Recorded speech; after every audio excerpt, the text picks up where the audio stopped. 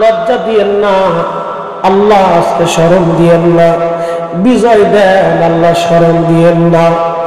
এইভাবে তিনি কান্না করতেছিলেন। দীর্ঘ সময় তিনি কান্না করলেন, দোয়া করতে লাগলেন। সেনা প্রধান এসে দৌড়ায় বলল, হুজুর সুখের সংবাদ আছে, যুদ্ধের মোড় ঘুরে গেছে, সোমনাথের সিংহ দরজা আমরা দখল করেছি, ভেঙে ফেলেছি, আমাদের বিজয় দ্বার প্রান্তে। একবার জোরে বলা যাবে আল্লাহু আকবার, চিৎকার করে বলেন আল্লাহু আকবার। বিশ্ববিখ্যাত আল্লাহর ওলি আবুল হাসান খিরকানি রাহমাতুল্লাহ আলাইহি জীবন থেকে আজকে আপনাদেরকে শোনাচ্ছি। হযরত আবুল হাসান খিরকানি রাহমাতুল্লাহ আলাইহি সুদূর খেরকান বর্তমান ইরানের একটা অঞ্চলের নাম খেরকান। এই খেরকানে তিনি বসে বসে মুরাকাবা মুশাহাদা করছিলেন।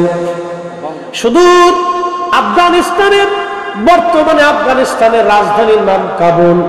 এই আফগানিস্তানের রাজধানী কাবুলের একটা এলাকা নাম আছে গজনি। এখনো সেই গজনি গেট লেখা আছে, একটা এলাকা গজনি গেট। এই গজনি সাম্রাজ্যের যিনি প্রধান ছিলেন তার নাম ছিল সুলতান মাহমুদ গজনবী রহমতুল্লাহ আলাইহি। বিরাট বড় প্রতাপশালী একজন সুলতান ছিলেন, এমন বীর যোদ্ধা জেনারেল ছিলেন। মুসলমানদের এত বড় জেনারেল পৃথিবীতে আরো কোনো মা জন্ম দিতে পারবে কিনা আমার জানা নাই। এত যুদ্ধ জীবনে করেছেন, কোন যুদ্ধে তিনি কোনোদিন হারেন নাই। কিন্তু মনে রাখবেন উনি কাট্টা সুন্নি মুসলমান ছিলেন। একবার জোরে বলা যাবে কি মারহাবা। জীবনে তাহাজ্জুদ কাজা করেন নাই, তাহাজ্জুদ কথা বল না, তাহাজ্জুদ কাজা করেন নাই। সুলতান মাহমুদের জীবনী না জানাইলে আপনি বুঝবেন না উনি কত বড় আশিক রাসূল ছিলেন। একদিন সুলতান মাহমুদ গজনবী রাজদরবারে বসা, একটা তলবে আলেম এসে বলতেছে, সুলতান আপনি আমার কাছে দেনা আছেন, ঋণী আছেন। সুলতান মাহমুদ গজনবী বললেন, বেটা আমি তোমার কাছে কি ঋণ আছি বলো। ছেলেটা ডাক দিয়ে বলতেছে, সুলতান আমি আপনার কাছে 5000 দিরহাম পাই। বলে কি করে তুমি 5000 দিরহাম পাও, প্রমাণ দাও। বলে সুলতান আল্লাহর নবী আল্লাহর হাবিব আপনাকে আমাকে 5000 দিরহাম দেওয়ার হুকুম প্রদান করেছেন। সুলতান মাহমুদ গজনবী ডাক দিয়ে বলতেছে, বেটারে 5000 দিরহাম আমি তোমাকে দিব, আল্লাহর নবী আমাকে হুকুম দিয়েছেন, তার প্রমাণ কি? ছেলেটা ডাক দিয়ে বলতেছিলেন, সুলতান আমি মাদ্রাসার একজন তলবে আলেম, বিরাট বড় গরিব এতিমানি, পয়সা করি নাই, টাকার অভাবে আমার তেল কেনার মতো পয়সা নাই। আমি রাত্রিবেলা দুরূদ শরীফ পড়ে আল্লাহর নবীর কদমে দরখাস্ত দিয়ে ঘুমাইছি। রাহমাতুল লিল আলামিন নবীজি আমার স্বপ্ন এসে আমাকে ডাক দিয়ে বলেন, বেটারে কালকে সুলতান মাহমুদ গজনবীর প্রাসাদে যাইয়া তারে যাইয়া বলবা তোমার যেন 5000 দিরহাম তোমাকে যেন দিয়ে দেয়। আমি নবী তারে হুকুম দিয়ে দিলাম। একবার জোরে বলা যাবে আল্লাহু আকবার।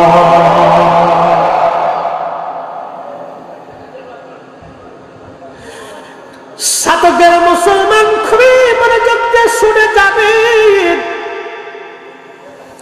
সুলতান মাহমুদ গজনবী ডাক দিয়ে বলে, বেটা আল্লাহর হাবিব আমাকে 5000 দিরহাম তোমাকে দিতে বলেছেন, তার প্রমাণ কি বলো।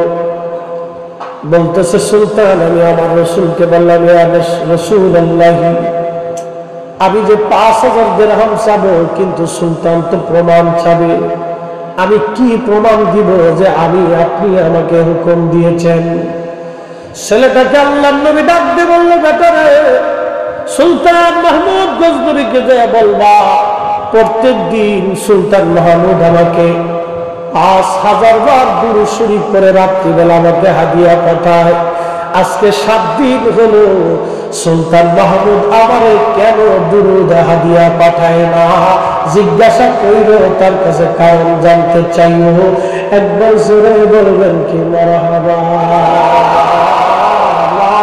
হয় নাই দুরূদ শরীফ পড়ে কিনা নবীর দরবারে খবর হয়, কথা কম না কেন, ঠিক কিনা? উম্মত দুরূদ পড়লো কিনা আমার রাসূলের দরবারে খবর হয়, আশিক উম্মতের খবর আমার রাসূলের দরবারে হয়। আপনি মানলেও ঠিক, না মানলেও ঠিক, মানলেও ঠিক, না মানলেও ঠিক। আপনি মানলে ইমানদার, না মানলে শয়তানের অনুসারী। সুন্নি জামাতের তাতে কিছু যায় আসে না।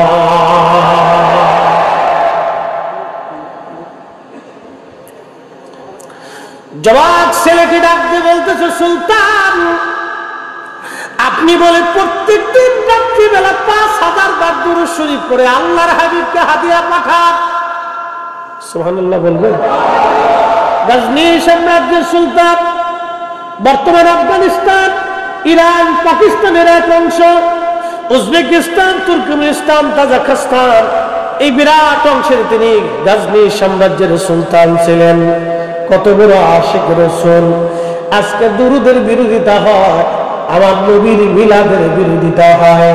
যতই বিরোধিতা করো না কেন, আমার আল্লাহর জমিনে, আল্লাহর জমিনে আল্লাহর হাবিবের শান চলবেই চলবে, চলবে, বন্ধ হবে না। হাত উঁচা করে বলেন ঠিক কিনা?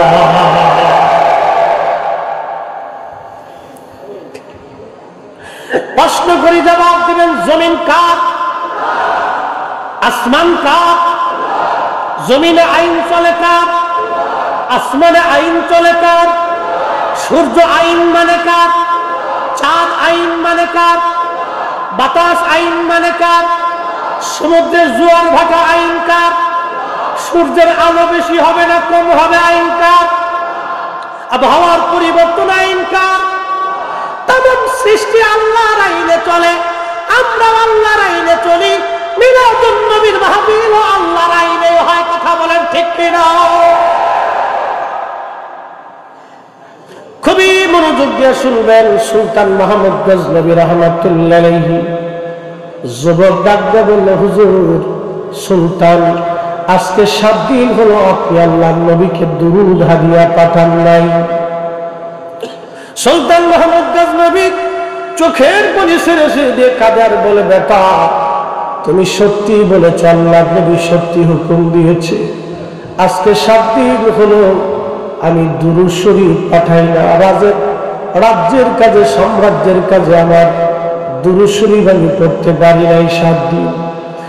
প্রত্যেক দিন রাত্রিবেলা আমি 5000 বার দুরূদ শরীফ পড়ে আল্লাহর নবীকে হাদিয়া না দিয়ে আমি সুলতান মাহমুদ ঘুমাই না। আল্লাহর নবী ঠিক বলেছেন, বেটা তুমি নিয়ে যাও আমার কাছ থেকে 5000 স্বর্ণ মুদ্রা। জীবনে যদি প্রয়োজন হয় আমার কাছে আসবা, তোমার দুনিয়ার জীবনের সব প্রয়োজন আমি মিটাই দিতে পারবো। লজ্জা করবা না, রাসূল তোমাকে আমার কাছে পাঠাইছে। আমি সুলতান মাহমুদের কত বড় বুলন্দ নসিব, আল্লাহর নবী আমার দুরূদের খবর নেয়। বেটারে তোমার কারণে আমি আমার দুরূদের সংবাদ শুনতে পারলাম। সেই সুলতান মাহমুদ গজনবী রাহমাতুল্লাহ আলাইহি কাট্টা সুন্নি মুসলমান ছিলেন, আল্লাহর ওলি ভক্ত ছিলেন। তিনি বিশ্ববিখ্যাত ওলি কামেল আবুল হাসান খেরকানি রাহমাতুল্লাহ আলাইহির রাজ দরবারে তিনি চলে গেলেন। ওলিরা দুনিয়ার মুখী হয় না। এই শাহজালালিয়া বলে মুজাররিদে 360 ওলিরা ঘুমাইতেছে। তারা মুকুটহীন সম্রাট, তারা রাজ্যের সীমানাহীন সম্রাট। এমন সম্রাট তারা 750 বছর ধরে উনাদের কোনো পরাজয় নাই, উনাদের কোনো ক্ষয় নাই, উনাদের কোনো পরাজয় নাই। সাম্রাজ্য নাই, বিরাট বড় সাম্রাজ্য নাই, বিরাট বড় মসনদ নাই, সেনাবাহিনী নাই, পুলিশ ডিভিশন নাই, গোয়েন্দা বাহিনী নাই, বিরাট বড় রাজপ্রাসাদ নাই।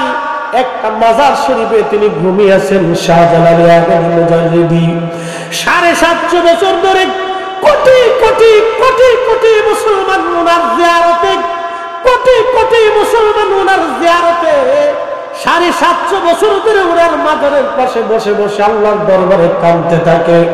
এমন মুকুটহীন সম্রাট, ওরা বলে একটা মাজারও রাখবে না, একটা দরবারও রাখবে না। তারা বলে দরবার রাখবে না, মাজার রাখবে না। আরে আর মাজার দরবারের দরকার নাই, যদি তোমাদের ক্ষমতা থাকে সবাই মিলে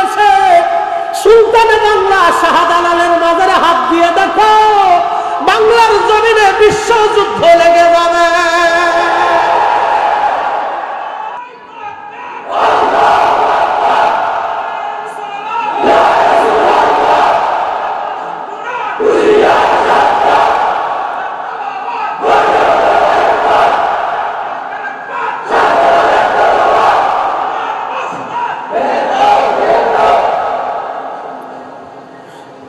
মুসলমানেরা শতকবাসী, আমি বেশি বলি নাই, শুধু একজনের কথা বলে দিলাম।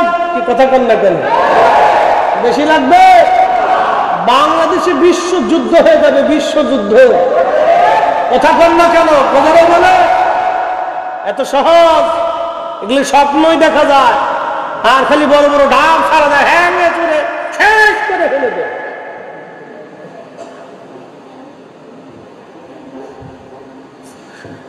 প্রিয় সাথীদের মুসলমান, খুবই মনোযোগ দিয়ে শুনে যাবেন। আমরা সুন্নিরা শান্তি প্রিয়। এটা কোন? আমরা কি প্রিয়?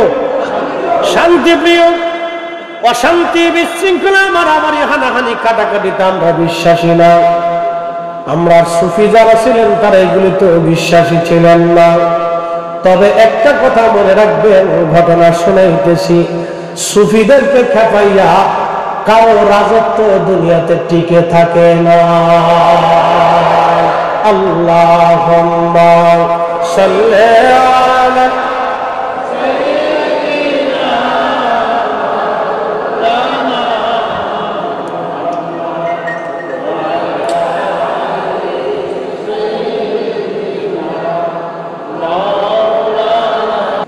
শতকের বাগবাড়ির মুসলমান সুলতান মাহমুদ গজনবী চলে গেলেন সুদূর খেরকানে। আবুল হাসান খেরকানি রহমাতুল্লাহ আলাইহির বারগাহে। তিনি আবার ছিলেন হযরত বাইজিদ বুস্তামি রহমাতুল্লাহ আলাইহির পরে। বাইজিদ বুস্তামি রহমাতুল্লাহ আলাইহি বায়াত ছিলেন হযরতে ইমাম জাফর সাদিক রাহিমাহুল্লাহের কাছে। খুব মনোযোগ দিবেন। অনেক বড় দরদের ওলি ছিলেন তারা, আজকের কথা না, বহু আগের কথা। সুলতান মাহমুদ গজনবী গেলেন, যা দেখতেছেন আল্লাহর ওলি মুরাকাবায় জিকিরের হালতে বসা। খুবই মুরাকাবা জিকিরের হালত। আল্লাহর ওলি বসে আছেন, খাদেম পিছন দিক থেকে ধীরে ধীরে হুজুরকে বাতাস দিচ্ছে। সুলতান মাহমুদ গজনবী কোনো কথা নাই, চুপচাপ বসে আছেন তিনি। কারণ হুজুরের মুরাকাবা ভাঙবেন, যদি বেয়াদবি হয়, আল্লাহর ওলি যদি কষ্ট পায়। দেখেন আগের সুলতান যারা ছিলেন তারা ওলি ভক্ত ছিলেন, এতটাই ভয় পাইতেন যদি ভুল হয়ে যায়, আল্লাহর ওলির সাথে যদি বেয়াদবি হয়ে যায়। চুপচাপ তিনি বসে আছেন দীর্ঘ সময়। এত বিরাট সালতানাতের অধিকারী সুলতান একজন আল্লাহর ওলির কাছে অসহায়। কি কথা করেন কেন? ঠিক কিনা? আল্লাহর ওলির কাছে তিনি অসহায়, চুপচাপ বসে আছেন, কোনো কথা নাই।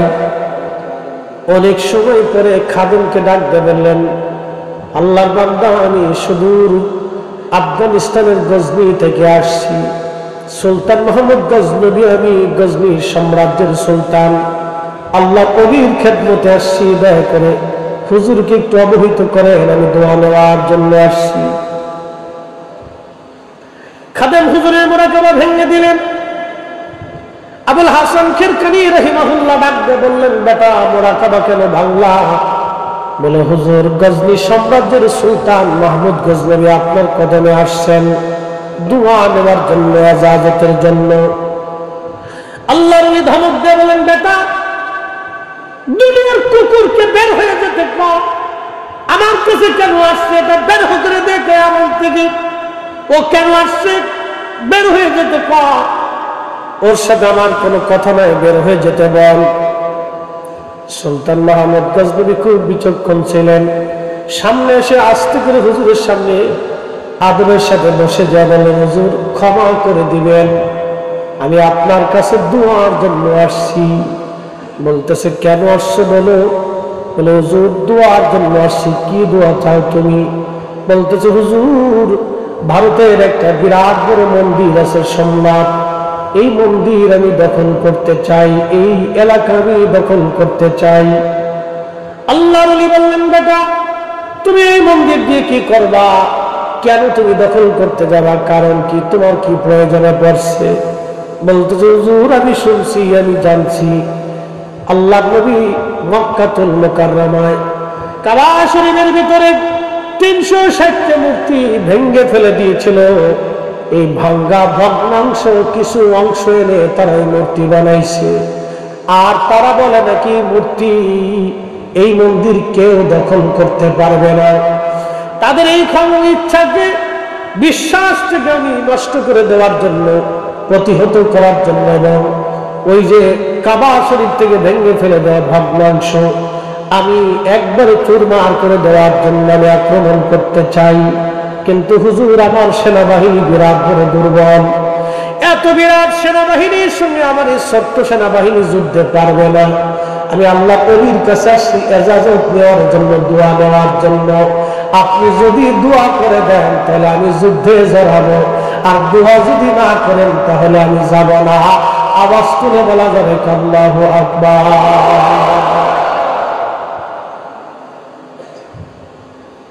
ইতিহাস বুঝে যাবে না, এত সহজ। বাংলা কোনদিনও বিজিত হতো না যদি শাহজালাল আলী আমনি মুজাররিদি রাহিমাহুল্লাহর হাত না থাকতো। কসমিন পেল না, বাপের জন্য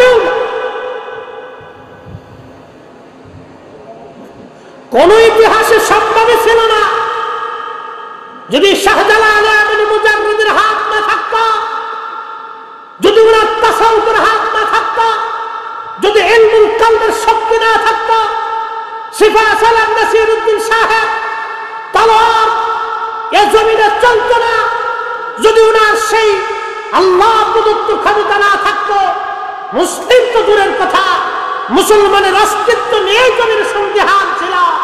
অতএব আমাদের ইতিহাস ঐতিহ্যকে সংরক্ষণ করতে হলে আল্লাহর ওলিদের পথ মত আমাদের প্রয়োজন। কথা বলে ঠিক না? ঠিক।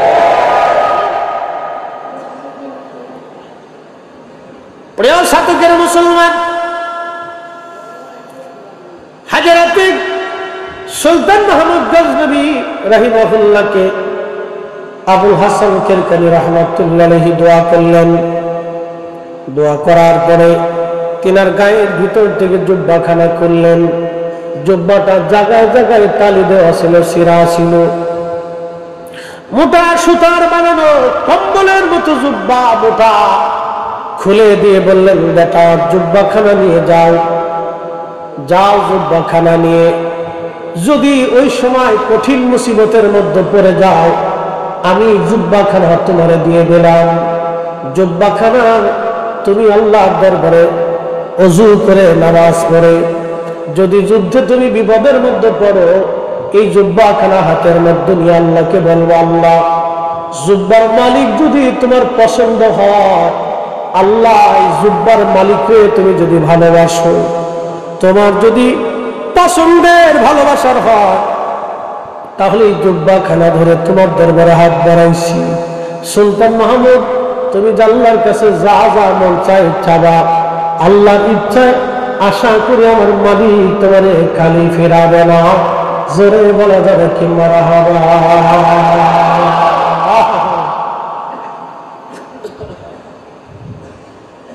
উসিলা উসিলা, এরা আবার বলে উসিলাই শিরিক। বুঝছেন না? উসিলা শিরিক। তাদের যুক্তি হলো গরু যিনি বেচেন তিনি বিক্রেতা, যিনি গরু কিনেন তিনি ক্রেতা, মাঝখানে যিনি সমন্বয় করেন তিনি দালাল। তাদের কথা যুক্তি দেখেন, যুক্তি সুন্দর কিন্তু গলদ আছে। তারা বলতেছেন আমরা চাবো আল্লাহর কাছে, দিবে আল্লাহ, মাঝখানে আবার উসিলার দরকার কি? বলে উসিলা নামক কোন দালালের প্রয়োজন আমাদের নাই। কিন্তু আজকে শুনে যান, উসিলা শুধু আমরা চাই নাই, সাহাবীরা উসিলা চেয়েছে। বিশ্ববিখ্যাত সাহাবী খলিফায়ে রাশিদ, খোলাফায়ে রাশিদিনের অন্যতম খলিফা হযরত ওমর রাস্তা দিয়ে হেঁটে গেলে 40 দিন পর্যন্ত শয়তান এই রাস্তা দিয়ে যাইতো না ভয়ে। হযরত ওমর তিনি সেই খলিফাতুল মুসলিমিন, খোলাফায়ে রাশিদ, তিনি সেই খলিফা। দজলা নীল নদে তিনি একমাত্র ব্যক্তি কলম দিয়ে চিঠি লিখে পাঠিয়েছিলেন। নীল নদ তার চিঠি অনুযায়ী আবার জোয়ার এসেছিল। তিনি সেই খলিফা। মদিনায় মসজিদে নববীর মিনারাতে মিম্বরে দাঁড়িয়ে সুদূর 200 মাইল দূর নাহবানদের যুদ্ধের ময়দান তিনি দাঁড়ায় দাঁড়ায় দেখেছিলেন। তিনি সেই খলিফা ওমর, যার আওয়াজ সুদূর নাহবানদের যুদ্ধের ময়দানে পৌঁছায় গিয়েছিল। তিনি সেই খলিফাতুল মুসলিমিন ওমর ন্যায় বিচারের তাগিদে নিজের সন্তানকে পিটিয়ে হত্যা করেছিলেন। তিনি সেই ব্যক্তি যিনি চুল পরিমাণ আল্লাহর আইনের বাহিরে কোনোদিন ফয়সালা দেন নাই। একবার জোরে বলা যাবে আল্লাহু আকবার।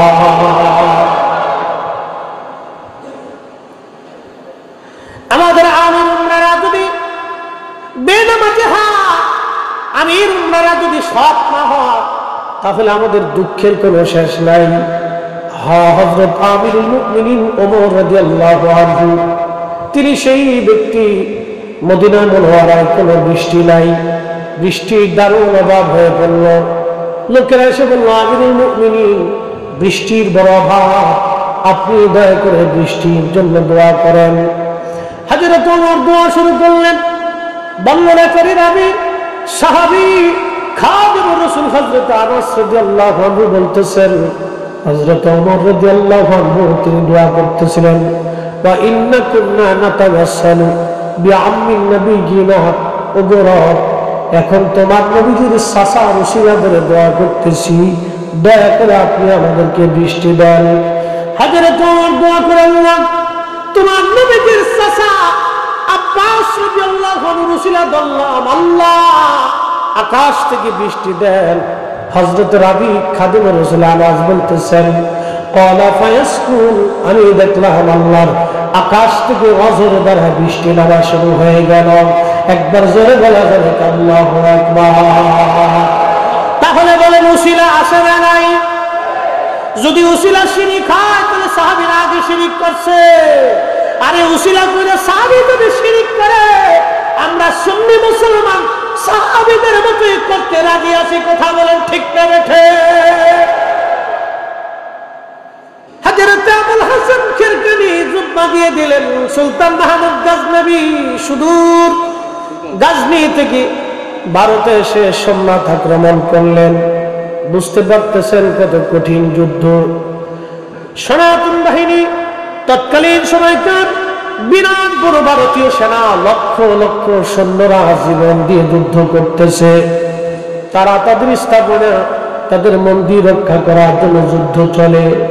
আর সুলতান মাহমুদ গজনবীর বক্তব্য হলো, কাবা শরীফ থেকে আমার নবীজি যেই মূর্তি ভেঙে ফেলে দিয়েছে, এই মূর্তি কোথাও পৃথিবীতে আমরা বসতে দেব না।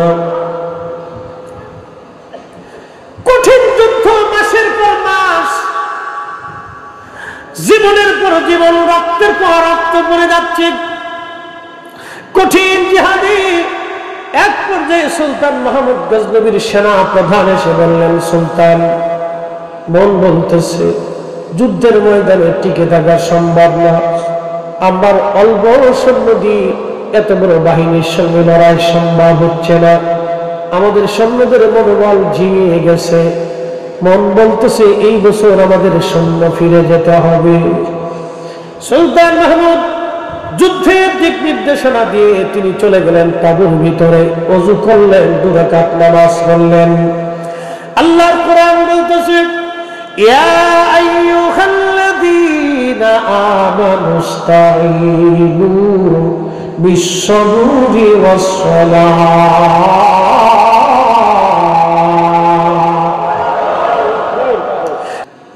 আমরা তো সেই মুসলিম, আমাদের কবির সুলতানে বাংলা যাই নামাজ মিশাইয়া সুরমা নদী পার হয়ে গেল। পানিও ডুবায় না, পানিতেও ধরে না, পানিও ডুবায় না, পানি তারা বাধ্য হয়ে গেল।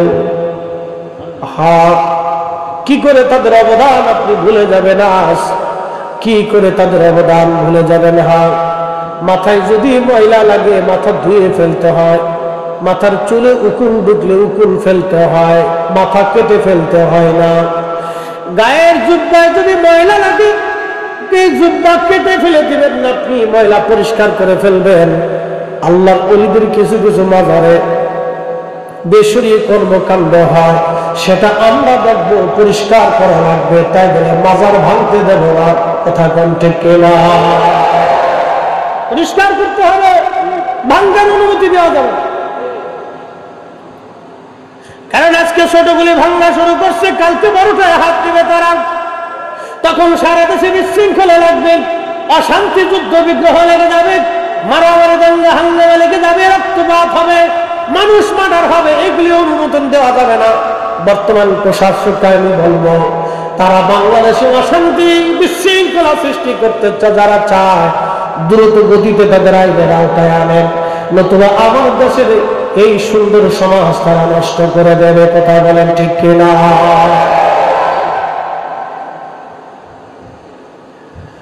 মুসলমান খুব মনোযোগ দিয়ে শুনে যাবেন।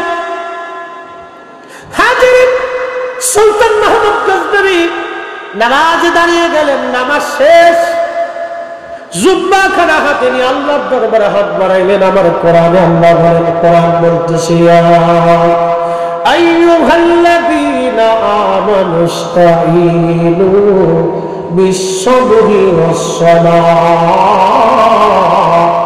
হে ঈমানদার, তুমি আমি আল্লাহর কাছে সাহায্য চাও। দুইটা পদ্ধতিতে তুমি আমার কাছে সাহায্য চাও। এক নম্বর পদ্ধতি হলো তুমি সালাতের মাধ্যমে সাহায্য চাও। বিপদের মধ্যে পড়ে গেছো, মুসিবতের মধ্যে পড়ে গেছো, তুমি নামাজে দাঁড়াও, নামাজে দাঁড়াইয়া নামাজ শেষ করিয়া তুমি আল্লাহর দরবারে হাত বাড়াও। আজকে যারা নামাজের পরে দোয়া করতে দিতে চায় না, তারাই হলো শয়তানের দল। ঠিক কিনা? কোরআন বলতেছে নামাজ পড়ে তুমি আল্লাহর সাহায্য চাও। কোরআন বলতেছে নামাজ শেষ করে সালাতের মাধ্যমে তুমি সাহায্য চাও আল্লাহর কাছে। সে আমাকে বেদাতি বানিয়ে বলছে।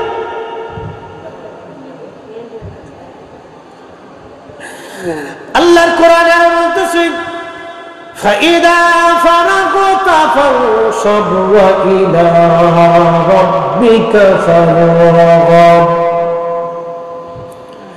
বিশ্ববিখ্যাত তাফসীর ইবনে আব্বাসের ভিতরে রাইসুল মুফাসসিরিন হযরত আব্দুল্লাহ ইবনে আব্বাস রাদিয়াল্লাহু আনহুমা তিনি আয়াতের তাফসীর করতে যায় লেখেন, فَإِذَا فرغت من الصلاة المكتوبة। আল্লাহর কোরআনে আমার রব, আমার মালিক আল্লাহ বলতেছেন, হাবিব আপনি যখন নামাজ থেকে ফারিগ হবেন, ফরজ নামাজ থেকে আপনি যখন ফারিগ হবেন, ফানসাবু ওয়া ইলা দুআ, আপনি দোয়ার মাধ্যমে আল্লাহর দরবারে মনোনিবেশ করেন। কোরআনে ফয়সালা নামাজের পরে দোয়া, কোরআনের ফয়সালা নামাজের পরে দোয়া, নামাজের পরে দোয়া। পৃথিবীতে যত ঘটনা ঘটছে, ইমাম হুসাইন রাদিয়াল্লাহু আনহু কারবালায় শহীদ হবেন, সীমারকে ডাক দেবেন, সীমার একটু সময় দিবা, 2 রাকাত নামাজ আমি পড়ব। তিনি নামাজে দাঁড়ায় গেলেন, রক্ত ঝরতেছিল, এই অবস্থায় নামাজ পড়তেছেন। রক্ত ঝরা অবস্থায় তিনি নামাজে দাঁড়িয়ে গেছেন। একটা দুইটা তীর না, 121টি তীরের আঘাত ছিল, 21টা বর্ষার আঘাত ওনার শরীর মোবারকে ছিল, 33টা তলোয়ারের আঘাত ওনার শরীরটাকে ঝাঁঝরা করেছিল। পৃথিবীতে একজন ব্যক্তির মাজার শরীফ 2টা, তিনি ইমাম হুসাইন। তোনার দেহ মোবারকের মাজার কারবালা, মাথা মুবারকের মাজার হলো বর্তমান আল আজহার বিশ্ববিদ্যালয়ের পাশে। ইমাম বুখারীর মাজার আছে, ইমাম তিরমিজির মাজার আছে, ইমাম নাসাঈর মাজার আছে, ইমাম আযম আবু হানিফার মাজার আছে, ইমাম শাফিঈর মাজার আছে, ইমাম হাম্বলের মাজার আছে। পৃথিবী বিখ্যাত ওলিয়া আউলিয়াদের মাজার আছে। তাদের মাজার যদি সংরক্ষণ করা না হয়, মুসলমান তাদের ইতিহাস জানবে না, ঐতিহ্য জানবে না, ভুলে যাবে। কি কথা কর না কেন, ঠিক কিনা? তাদের মাজারের পাশে যখন মুসলমান দাঁড়াবে তখন মনে হবে তিনি ইমাম বুখারী, আমিরুল মুমিনিন ফিল হাদিস, তিনার মাজার গম্বুজ করে তৈরি করা হয়েছে। আরে বিশ্ববিখ্যাত ইবনে ইকরাম তাদের মাজার যিনি নির্মাণ করেছেন, আল্লাহর নবীর মাজার আছে, আল্লাহর নবীর রওজা শরীফ ঢালাই করে জমিন পর্যন্ত, পাতাল পর্যন্ত ঢালাই করে সুলতান মাহমুদ গজনবী, না দুঃখিত, বিশ্ববিখ্যাত সুলতান নুরউদ্দিন জঙ্গি রহমাতুল্লাহ আলাইহি, আল্লাহর নবীর রওজা মুবারক পাতাল পর্যন্ত একেবারে সীসা দিয়ে ঢেলে তিনি রওজা শরীফকে একবারে ঢেকে ঘিরে একবারে সীসা দিয়ে তিনি গেঁথে দিয়ে গেছেন। আল্লাহ নবীর রওজা শরীফ তিনি গেঁথেছেন। ওই জমানার বিশ্ববিখ্যাত আইম্মায়ে ইকরাম ফকিহান ছিলেন, তারা কেউ বাধা দেয় নাই।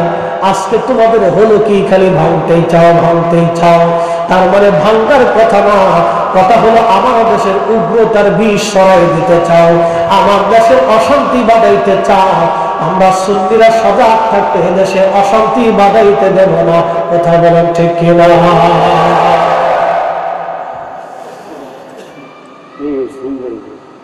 এগুলো এক ধরনের বিশৃঙ্খলা সৃষ্টি করে, অন্য কিছু না।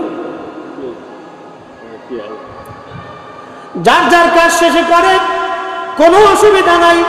তবে হ্যাঁ, উলামায়ে কেরামের দায়িত্ব, কোনো মাজারের বেসরি যদি কাজ হয় তাহলে সর্বোপরি আলেমদের কাজ হলো সবাই এক জায়গায় বসবে, সব ঘরানার আলেম, সব ঘরানার আলেম সবাই বসবে, সমস্ত ঘরানার আলেমরা এক জায়গায় বসবে, সবাই সবাইকে দাওয়াত করবে, এক জায়গায় বসে বলবে অমুক মাজারে এই কাজ হয়, আসেন আমরা সেটাকে পরিষ্কার করি। সেই জন্য তারা তাদের কমিটিকে ডাকবে, এক জায়গায় বসাবে, বসাইয়া তাদেরকে সুন্দর করে পরামর্শ দিয়া মাজার থেকে বেসরকারি কাজগুলি সরাই দেওয়া এটা আলেমদের দায়িত্ব। মারামারি কাটাকাটি বাধাই দেওয়া আলেমের কাজ না। কি কথা বলেন ঠিক কিনা? আমাদের কাজ। হযরত ইমাম হুসাইন রাদিয়াল্লাহু আনহু তিনি নামাজে দাঁড়িয়ে গেলেন, রক্ত ঝরতেছিল, তিনি নামাজ ছাড়েন নাই, তখনও নামাজে দাঁড়িয়ে গেলেন, নামাজ পড়লেন। নামাজ শেষ করে তিনি আল্লাহর দরবারে হাত তুলে দোয়া করলেন, সালাতের মাধ্যমে তিনি আল্লাহর সাহায্য চাইলেন। আমাদের কাজ হলো সালাতের মাধ্যমে আল্লাহর সাহায্য কামনা করা। একবার জোরে বলা যাবে কি মারহাবা? সুলতান মাহমুদ গজনবী হাত বাড়াইছে, হাত বাড়িয়ে দিয়েছেন জুব্বাখানা নিয়ে। রাব্বি, আমার মুর্শিদ, তোমার ওলি আবুল হাসান খেরখানি রাহিমাহুল্লাহ, তিনি এই জুব্বাখানা আমারে দিয়া আমাকে বলেছিলেন, বেটা জুব্বা মুসিরাদ, এই তুমি বলবা দোয়াতে আল্লাহ জুব্বার মালিক যদি তোমার পছন্দ হয় তাহলে আমাকে এটা দাও, সেটা দাও।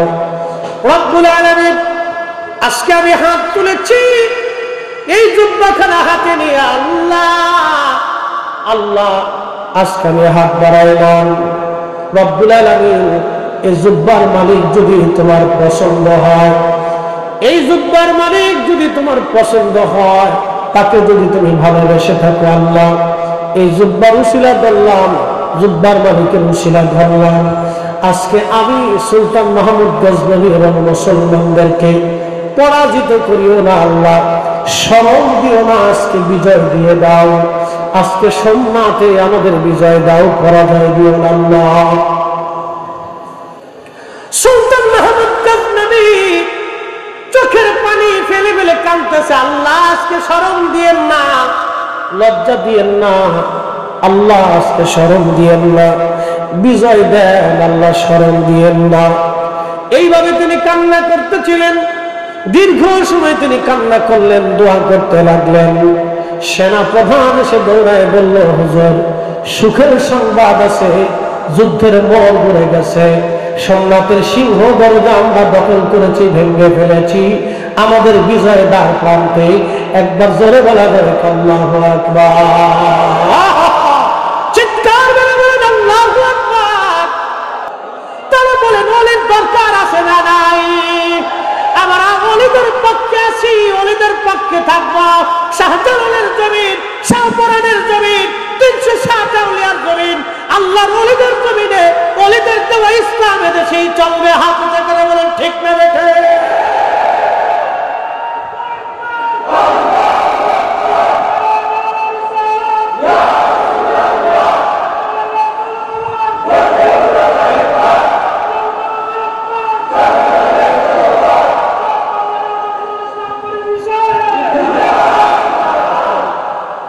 প্রিয় শতকের মুসলমান, বিদায় হয়ে গেল, মুসলমান চলে গেলেন। রাত্রিবেলা সুলতান মাহমুদ গজনবী নিজের তাঁবুর মধ্যে ঘুমিয়ে পড়েছেন, স্বপ্ন দেখতেছেন। আল্লাহর ওলি হযরত আবুল হাসান খেরকানি রাহমাতুল্লাহ আলাইহি স্বপ্নে আসলেন। এসে বলতেছে, সুলতান মাহমুদ গজনবী, বলো আমার জুব্বা তুমি কোন দামে বিক্রি করলা? তুমি যে জুব্বা বেচছো, কোন দামে বেচছো? দাম কি দাম পাইছো? কি দামে তুমি জুব্বা বিক্রি করলা? সুলতান মাহমুদ গজনবী দেখে বলতেছে, হুজুর, জুব্বা আমি জুব্বার উসিলা করে আজকে সম্রাট বিজয়ের দোয়া করেছিলাম, আল্লাহ বিজয় দান করেছেন। সুলতান মাহমুদকে আবুল হাসান খেরকানি রাহমাতুল্লাহ আলাইহি বললেন, বেটা বড় ভুল করে ফেলছো, এত কম দামে কেন আমার জুব্বা তুমি বিক্রি করলা? কারণ কি? আরে সুলতান, বিজয় না চাইয়া তুমি যদি আল্লাহর কাছে বলতে, আল্লাহ সুন্নাতে যত বিধর্মী আছে সবাইকে তুমি আজকে মুসলমান বানায় দাও, তোমার বাকি যুদ্ধ করা লাগতো না, আজকে সারা এলাকায় মুসলমান আল্লাহ বানায় দিতে। একসাথে ধরে বলেন আল্লাহু আকবার। তাহলে ওলির দরকার আছে না নাই? ওলি লাগবে কিনা? ওলির পক্ষে আসে কিনা? আপনি থাকলেও আল্লাহর ওলি, না থাকলেও আল্লাহর ওলি। প্রিয় মুসলমান, খুবই মনোযোগ দিয়ে কথাগুলি শুনে যাবেন আজ। এই জন্য আমাদের আল্লাহর ওলিদের পথের প্রতীক হওয়া লাগবে। তাদের পথের প্রতীক যদি আমরা হতে পারি, জীবন আমাদের ধন্য হয়ে যাবে, জীবন আমাদের বুলন্দ হবে। এই উপমহাদেশের অন্ধে অন্ধে ইসলামের সুমহান দাবি ছড়িয়েছেন তেনারা সুফিরা। সুফি যদি না হতো এই জমিনে ইসলামের অস্তিত্ব খুঁজে পাওয়া মুশকিল ছিল। সুফিদের বিরাট বড় অবদান। অতএব কথায় কথায় বেদাতি, ভণ্ড বলে গালি দেওয়া, এইগুলি হলো শয়তানের প্ররোচনা। কথা বলেন ঠিক কিনা? কোথায় কোথায় ভণ্ড, কোথায় কোথায় বেদাতি, কথা বলেন ঠিক কিনা? কোথায় কোথায় ভণ্ড, কোথায় কোথায় বেদাতি। প্রিয় উপস্থিতি, হ্যাঁ, আমরা নির্মল ইসলামের ছায়া চলে আসছি। তিনাদের বিরাট বড় অবদান, আমরা তাদের ভুলব না।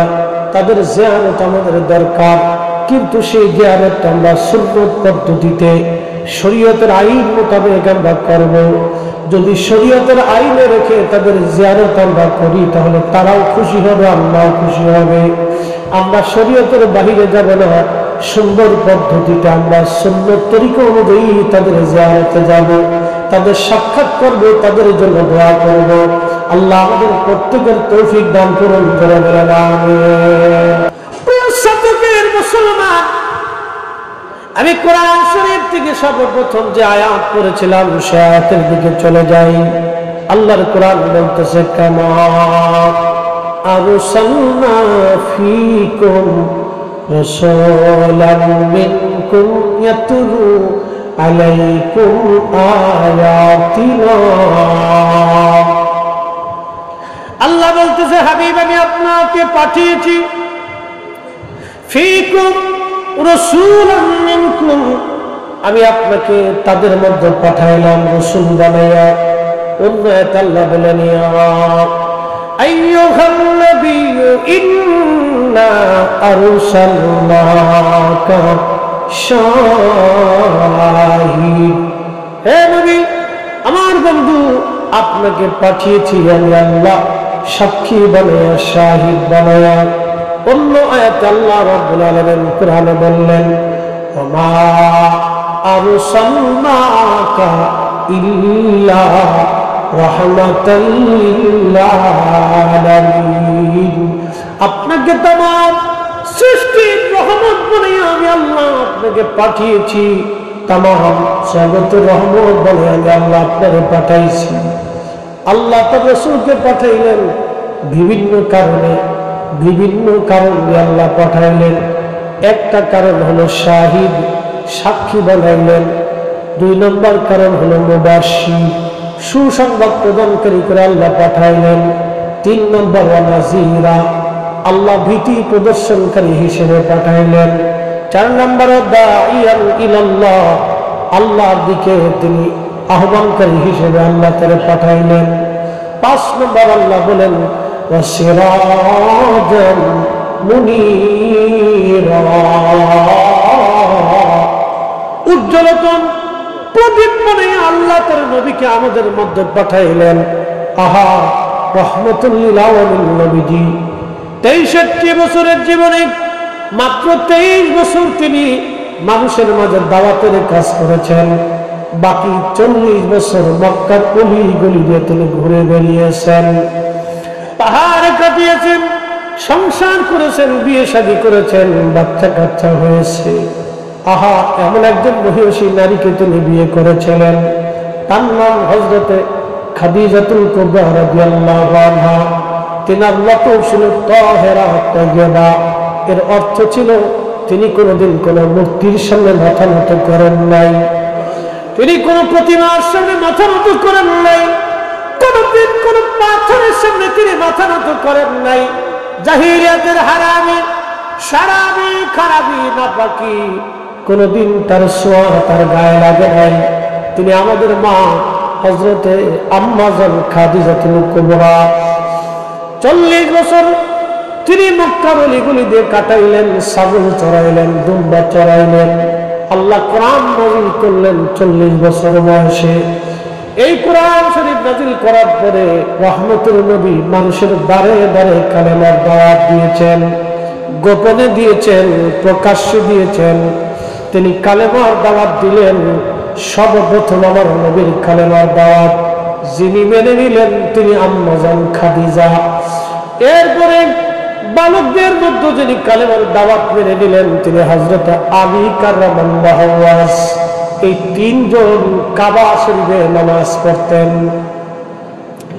আম্মা জান খাদিজা, হযরত আলী এবং আমার নবীজি 3 জন কাবা শরীফে তারা নামাজ পড়তেন। এই 3 জন কাবাতে মাঝে মধ্যে যায় নামাজ পড়তেন। এই 3 জন ছাড়া ওই সময় কাবায় নামাজ পড়ার কেউ ছিল না। খুব মনোযোগ দিয়ে শুনে যাবেন।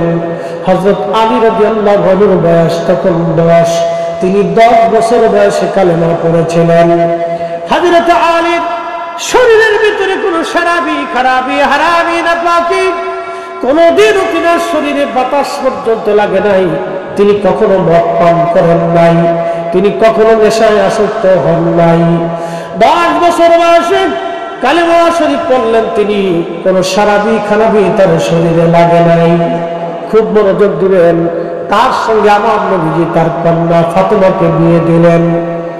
ফাতেমাকে বিয়েটা আল্লাহর আইনে হয়েছিল, নবীর ইচ্ছায় হয় নাই, সেই ইচ্ছাটা ছিল আমার আল্লাহ। খুব মনোযোগ দিবেন। হযরতে রাসূল করিম সাল্লাল্লাহু আলাইহি ওয়াসাল্লামের ঘর ছিল খুবই দুর্বল, বাড়ির মধ্যে খাবার ছিল না। ফাতেমাকে সুন্দর কোনো পোশাক তিনি কিনে দিবেন নাই, নবী কিনে দিতে পারেন নাই। যদিও আল্লাহর পক্ষ থেকে আধ্যাত্মিক ক্ষমতা তার ছিল, কিন্তু কখনো দামি পোশাক ফাতেমারে দেন নাই। খাবারের অভাবে ফাতেমা রাদিয়াল্লাহু আনহা পুষ্টিহীন হয়ে গেলেন, ক্ষীণ হলেন, দুর্বল হয়ে গেলেন। ঘরের মধ্যে খাবার থাকতো না। আম্মা জান খাদিজাতুল কুবরা ইন্তেকাল করার পরে হযরত ফাতেমা রাদিয়াল্লাহু আনহা নবীজির সঙ্গে মদিনায় চলে আসছে। ঘরের মধ্যে কিছুই ছিল না ফাতেমার। খোদায় খোদায় দিন চলে গেলেন। ও সাপের মুসলমান মা বোনেরা, খুব মনোযোগ দিয়ে কথাগুলি শুনে যাবেন। হযরতে ফাতেমা রাদিয়াল্লাহু আনহার ঘরে তেমন কিছুই ছিল না। ওনার একটা বালিশ ছিল, এই বালিশটা খেজুর গাছের যে ছাল আছে, আপনারা জানবেন খেজুর গাছের ছাল, এই ছালগুলি আলাদা করে তিনি চামড়ার ভিতরে ঢুকাই দিয়ে সেলাই করে বালিশ বানিয়েছিলেন। ওই পুষ্টিহীন হয়ে গেলেন, খুবই ক্ষীণ হয়ে গেলেন। ফাতেমার 18 বছরের বয়স। আল্লাহ নবী বিবাহের জন্য হযরত আলী রাদিয়াল্লাহু আনহুকে পছন্দ করলেন আল্লাহর ইচ্ছায়। পছন্দ হয়ে যাওয়ার পরে দিন তারিখ নির্দিষ্ট হলো। হযরত আলীকে ডেকে বলেন, আলী রে, বিবাহ করার মতো তোমার কি আছে? হযরত আলী রাদিয়াল্লাহু আনহু বললেন, ইয়া রাসূলুল্লাহ, আমার তো কোনো সম্পদ নাই, আমার ঘরে খাট নাই, পালন নাই, বিছানাপত্র কিছুই নেই। ইয়া রাসূলুল্লাহ, আমার একটা ঢাল আছে, একটা তলোয়ার আছে, আর একটা গায়ের বর্ম আছে, লোহার পোশাক, যেটা গায়ে দিয়ে আমি যুদ্ধের ময়দানে যাই। আল্লাহ নবী বলেন, আলী, যুদ্ধের জন্য তলোয়ার দরকার, ঢালেরও দরকার, কিন্তু আপাতত বর্মটা তুমি বিক্রি করতে পারো। হযরত আলী রাদিয়াল্লাহু আনহু বর্মটা বিক্রি করার জন্য গেলেন। লোহার পোশাক বিক্রি করে দিলেন তিনি, কিন্তু লোকেরা দাম চায়, দাম বলে মাত্র 3 দিরহাম। হযরত উসমান রাদিয়াল্লাহু আনহু দেখলেন, আলী রে, তোমার বর্ণের দাম কত? বলে লোকেরা 3 দিরহাম দেয়, বাকি দিরহাম দেয় না। আমি 3 দিরহাম দিয়ে ফাতেমাকে কেমনে বিয়ে করব? কি করে সদাইপতি করব? দেনমোহর আমি দেব বলেন। হযরত উসমান গনি রাদিয়াল্লাহু তাআলা আনহু তিনাকে প্রায় 280 দিরহাম দিয়ে তিনি বর্ণটা কিনে নিলেন। একবার জোরে বলা যাবে কে মারহাবা? একসাথে বলেন আল্লাহু আকবার। আমরা বিবাহকে কঠিন করে ফেলেছি, বিয়ে শাদীকে কঠিন করে ফেলেছি, বিয়েটাকে সহজ করে দিতে হবে। হযরত উসমান গনি রাদিয়াল্লাহু আনহু কিনলেন, হযরত আলী বিক্রি করে চলে যায়। উসমান রাদিয়াল্লাহু আনহু ডাক দিয়ে বলেন, আলী রে, দাঁড়াও, এই বর্মটা তোমাকে আবার আমি হাদিয়া দিয়ে দিলাম, কারণ যুদ্ধের ময়দানে বর্মের দরকার আছে। হযরত আলী বর্মটাও নিয়ে আসলেন, টাকাও নিয়ে আসলেন। কিছু টাকা দিয়ে দেনমোহর ধার্য করা হলো, কিছু অর্থ দিয়ে সুগন্ধি এবং বিবাহের সামানা কেনা হলো।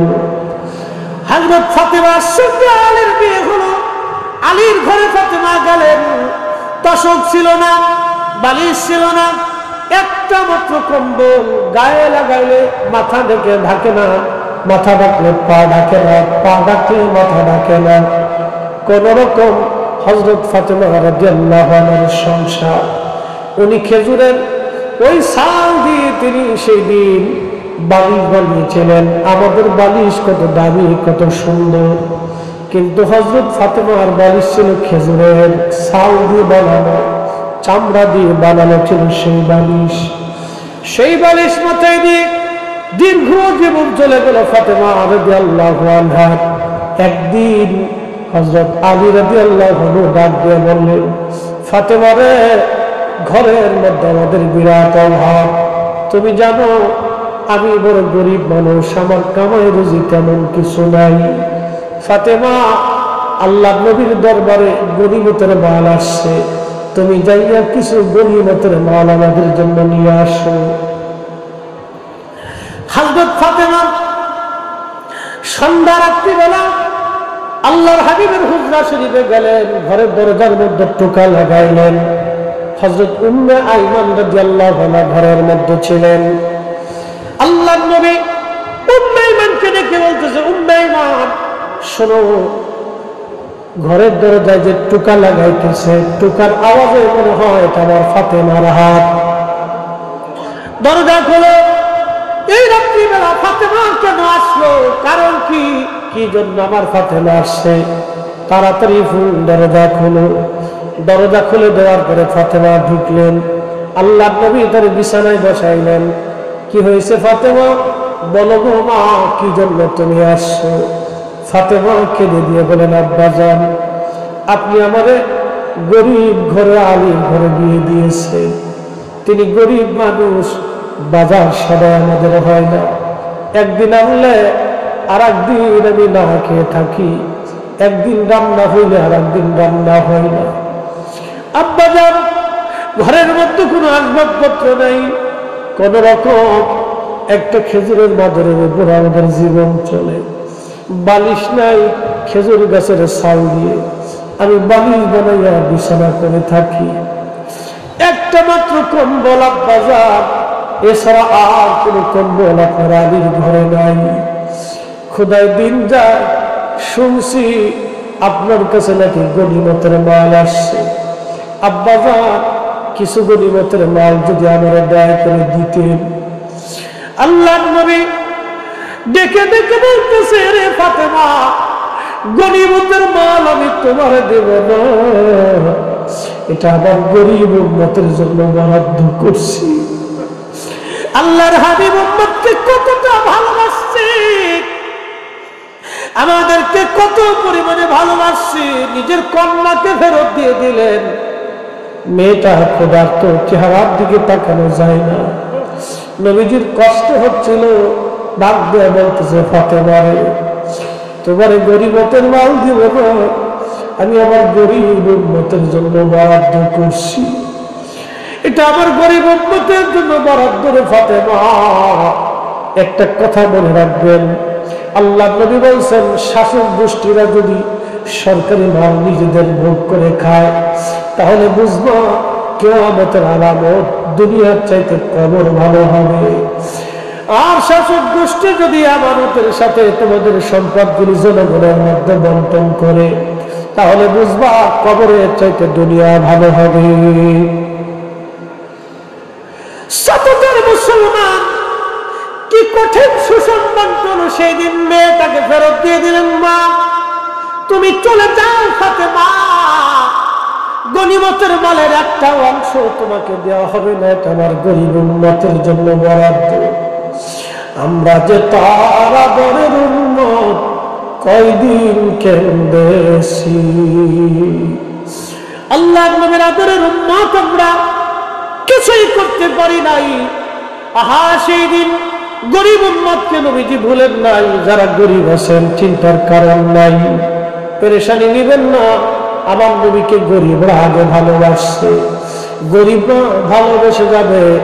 গরিবরা আমার নবীর সঙ্গে জান্নাতে হাসতে হাসতে চলে যাবে।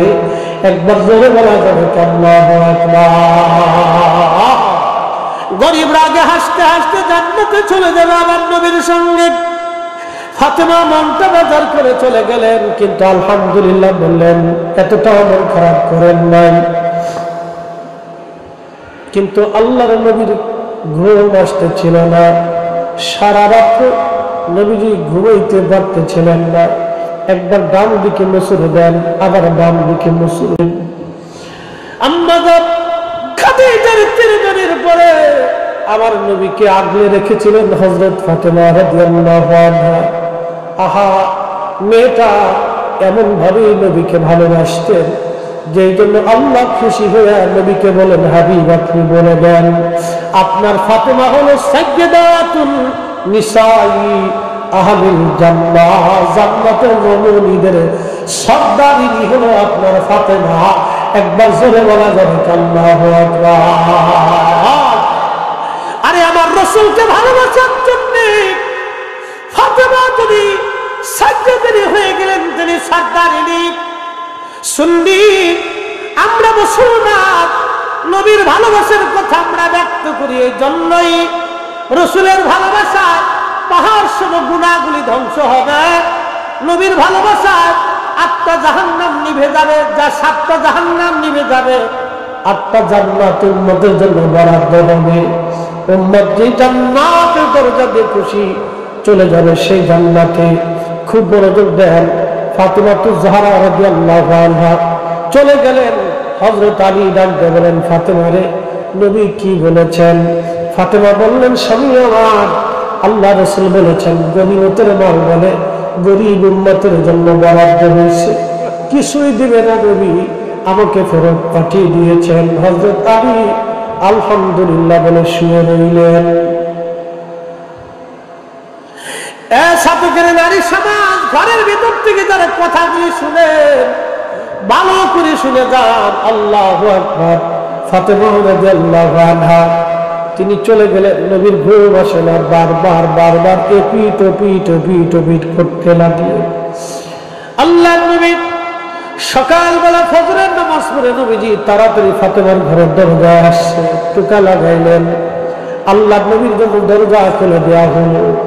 ফাতেমা ঘরের ভিতরে যে নবীজি খাটের উপরে বসলেন, বসিয়া আল্লাহ নবী ডাক দিয়ে বলেন, ফাতেমা রে, মন বেজার করছো, তোমার গনিমতের মাল দেই নাই, তোমার আব্বাজান সারা রাত ঘুমাইতে পারে নাই, আমি আমার কলিজার টুকরা মেয়েটাকে আমার দরজা থেকে ফেরত পাঠাইছি।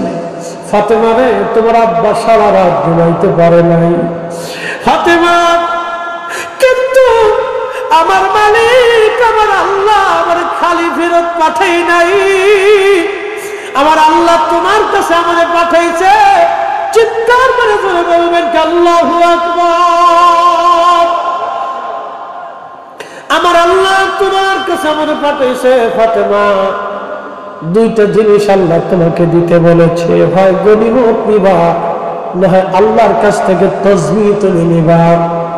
হয় গনিমত নাও, না হয় তাসবিহ নাও। বলে আব্বাজান, আল্লাহ কি তাসবিহ দিয়েছেন বলেন?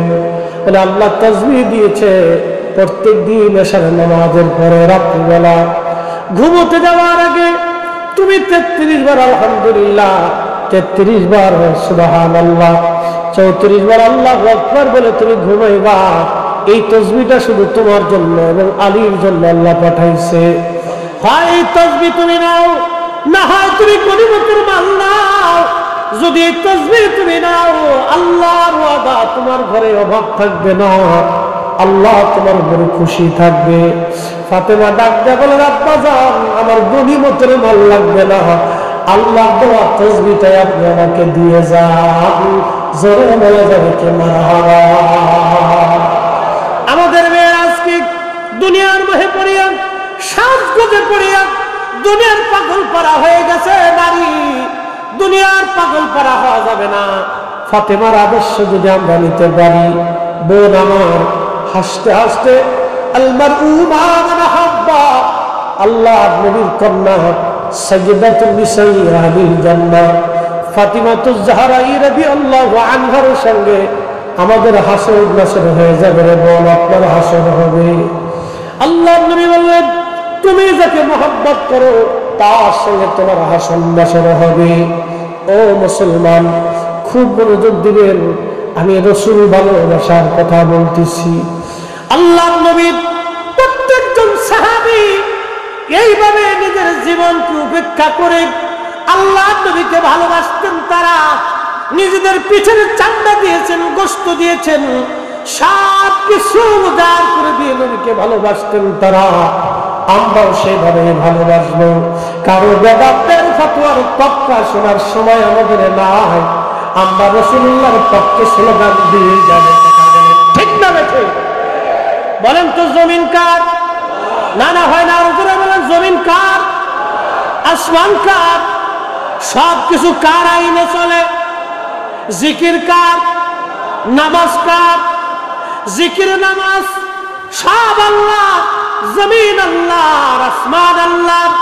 জমিন আল্লাহর, আসমানের নিচে জমিনের উপরে আল্লাহর পরে আরেকজনের জিকির চলে। কোরআন বলতেছেন রাফানা লাকা যিকরা। হুজুর, ইদা যুকিরতু যুকিরতা মাই।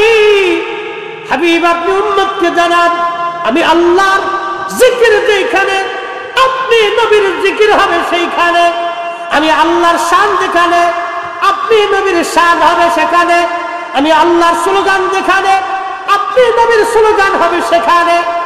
আল্লাহু আকবার স্লোগান যেখানে, নামে রিসালাতের স্লোগান হবে সেখানে। হাত উঁচা করে বলেন ঠিক না বেঠে? আল্লাহর কোরআনের মাহফিল যেখানে, ঈদে মিলাদুন নবীর মাহফিল হবে সেখানে। কথা বলেন ঠিক কিনা? যদি আল্লাহর আইনে, আল্লাহর জমিনে আল্লাহর আইন চলে, তাহলে আল্লাহর আইনের পরে আরেকজনের আইন চলে, সেটা আমার নবীর আইন, ঠিক কিনা? আল্লাহর পরে আমার নবীর আইন চলে। অতএব আল্লাহর আইনে, আল্লাহর স্লোগান যেখানে, আমার রাসূলের স্লোগান হবে সেখানে। যতই বেদাতি ফতোয়া দাও, ওই বেদাতের ফতোয়া সুন্নিদের শোনার সময় হাতে নাই। কথা কয়। প্রিয় সাথীদের মুসলমান, খুব মনোযোগ দিবেন। রাসূল করিমের একজন সাহাবী ছিলেন, তার নাম আব্দুল্লাহ জিল বাজাদাইন রাদিয়াল্লাহু আনহু। জীবনে হয়তো নাম শুনেছেন। যুবক, আপনাকে বলতেছি, মদিনার সবচেয়ে বড় ধনাঢ্য ব্যক্তি ছিলেন আব্দুল্লাহ জিল বাজাদাইন রাদিয়াল্লাহু আনহু। তিনি ইসলামের সুশীতল মহান কালেমার পতাকার নিচে চলে আসলেন। পরিবার ছিল ইহুদি। আপনারা জানেন ইহুদিরা বিরাট বড় কঠোর এবং কঠোর। ইহুদিরা কঠোর এবং কঠিন। ইহুদিদের হৃদয় কঠিন, যার কারণে দেখতেছেন ৭৫ বছর ধরে ফিলিস্তিনের মুসলমানদেরকে মারতেছে। আমরা মুসলমানরা অনৈক্যের কারণে আজকে ফিলিস্তিনের মুসলমানরা মার খায়।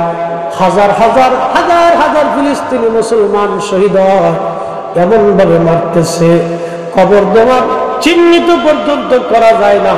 তাদের কবরগুলি দেওয়া হয়, গোশত মেপে মেপে কবর দেওয়া হয়। এইরকম পরিস্থিতি ফিলিস্তিনের জমিনে হয়েছে। সারা আরবের মুসলমান আজকে নীরব, মধ্যপ্রাচ্য আজকে নীরব, মধ্যপ্রাচ্য আজকে নীরব, সৌদি আরব নীরব, আমার আরব আমিরাত নীরব, কুয়েত কাতার নীরব, জর্দান নীরব, বাহরাইন নীরব। এই সমস্ত আরব রাষ্ট্রগুলি আজকে তারা নীরব। ওরা নীরব হওয়ার কারণে আজকে ফিলিস্তিনের মুসলমানরা মার খায়। ওরা যদি নীরব না হতো তাহলে ফিলিস্তিন স্বাধীন হয়ে যাইত, ফিলিস্তিনের বাইতুল আকসা কাফেরদের অধিকারে যাইত না। কথা বলেন ঠিক কিনা? কিন্তু ইতিহাস শুনে যান, আজকে এই ফিলিস্তিনিদেরকে একসময় কে রক্ষা করেছিল? কার হাতে এই ফিলিস্তিনের বিজয় হয়েছিল? আজকে ইতিহাস শুনে যান, ক্রুসেডাররা ফিলিস্তিনের বাইতুল আকসা দখল করে নিল। এই বাইতুল আকসার যে অঞ্চল, যেটা বর্তমানে গাজা, এটার নাম কিন্তু গাজা ছিল না, এটার নাম ছিল আসকালান। এটার নাম ছিল আসকালান। এই আসকালানে খ্রিস্টানেরা দখল করে নিয়ে বাইতুল আকসাতে 1 লক্ষ মুসলমানকে তারা জবাই করলো, 1 লক্ষ মুসলমানের জীবন কেড়ে নিল। ইতিহাস সাক্ষী, হাঁটু পর্যন্ত রক্তে সারা বাইতুল আকসা ডুবে গেল, এত পরিমাণে রক্ত জমা হয়ে গেল। আহা, ফিলিস্তিন দখল করে নিয়ে গেল ক্রুসেডাররা, লক্ষ লক্ষ খ্রিস্টান সৈন্যরা ফিলিস্তিন দখল করে নিয়ে গেল। দখল করার 200 বছর পরে ফিলিস্তিনিদের উদ্ধার করার জন্য সুলতান গাজী সালাউদ্দিন আইয়ুবী রাহমাতুল্লাহর নেতৃত্বে বিরাট একটা সৈন্যবাহিনী বাইতুল আকসা অবরোধ করে তারা দখল করল।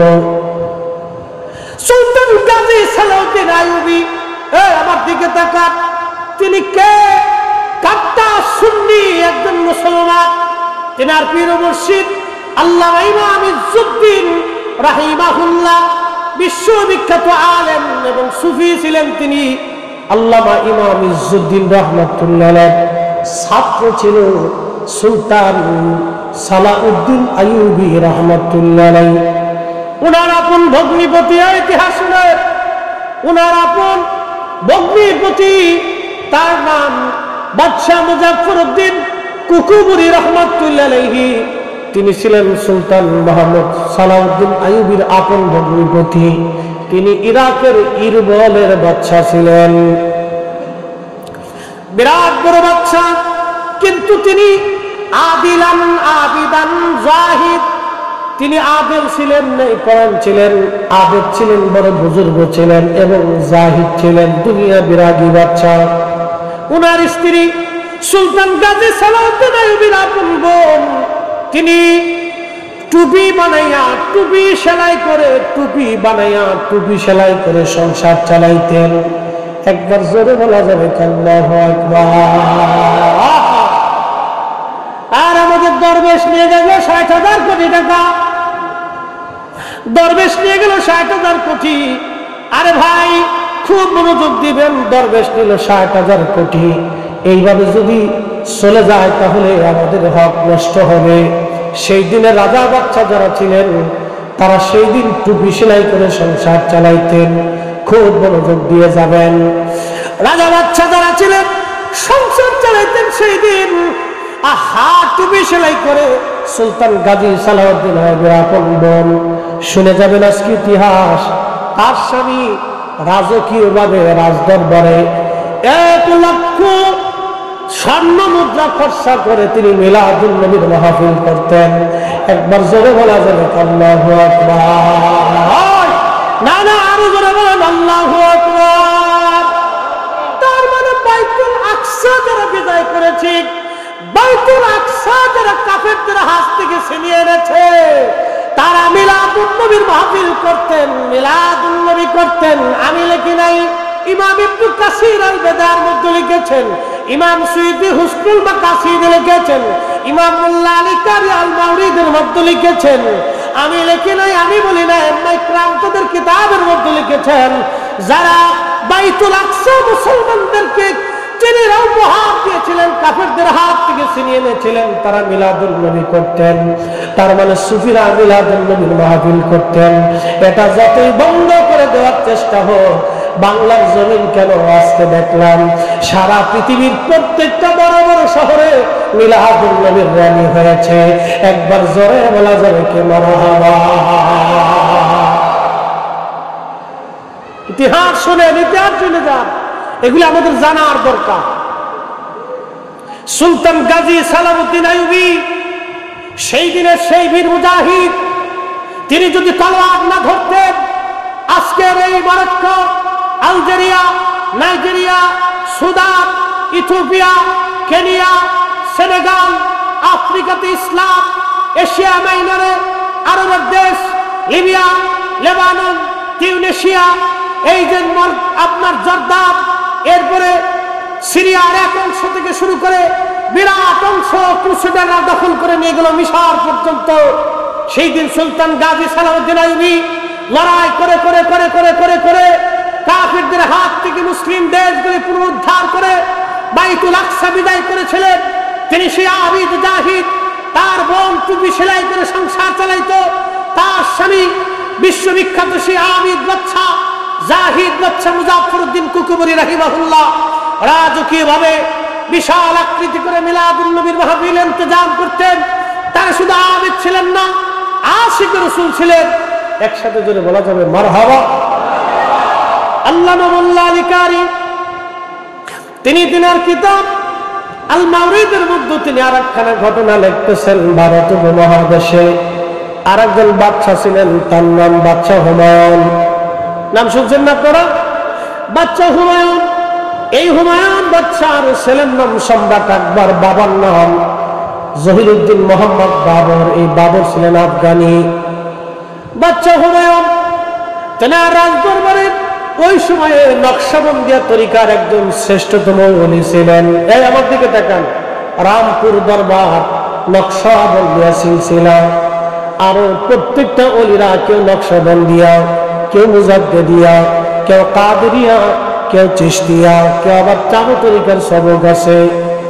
বন্ধু, নকশবন্দিয়ার উজ্জ্বল নক্ষত্র ছিলেন আল্লাহু আকবার সেই জমানার অনেক বড় আলেম খাজা মাহমুদ বাহবাবানী নকশবন্দি রহমাতুল্লাহ আলাইহি।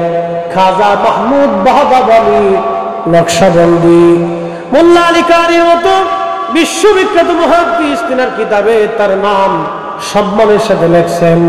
ওই জমানার আরিফ বিল্লাহ অর্থাৎ আল্লাহর পাগল ছিলেন, অনেক বড় আল্লাহর ওলি খাজা মাহমুদ বাহবাবানী নকশবন্দি রহমাতুল্লাহ আলাইহি। তিনি নকশবন্দি তরিকার ওই সময়কার বিরাট বড় আল্লাহ ওয়ালা। তিনি আসলেন ভারতের দিল্লিতে।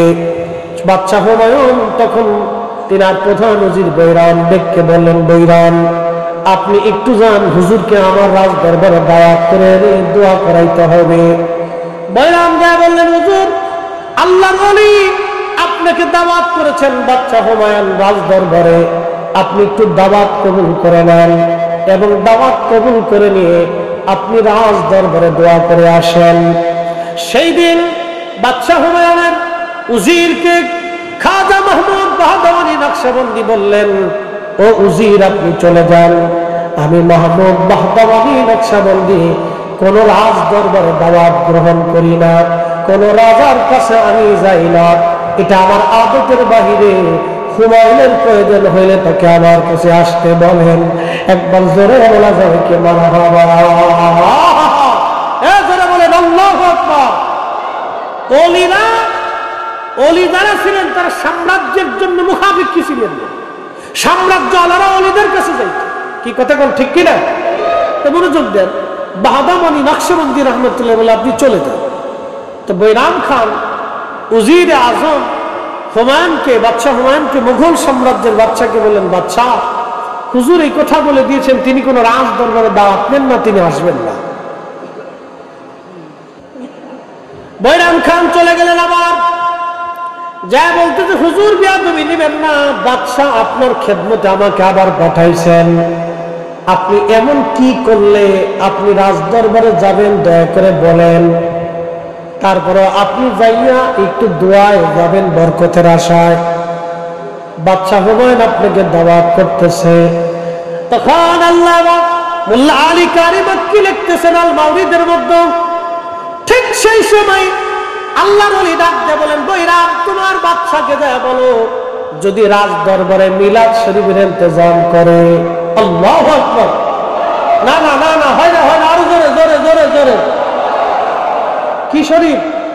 মিলাদ শরীফের ইন্তজাম করে। তাহলে আমি আসবো, কিন্তু বাদশার জন্য না, মিলাদের সম্মান। জোরে জোরে জোরে জোরে জোরে জোরে। ওই জমানার আজ থেকে 500 বছর আগের কথা। কত বছর আগে? 500-600 বছর আগের কথা বলতেছি, আজকের কথা না, 500-600 বছর আগে।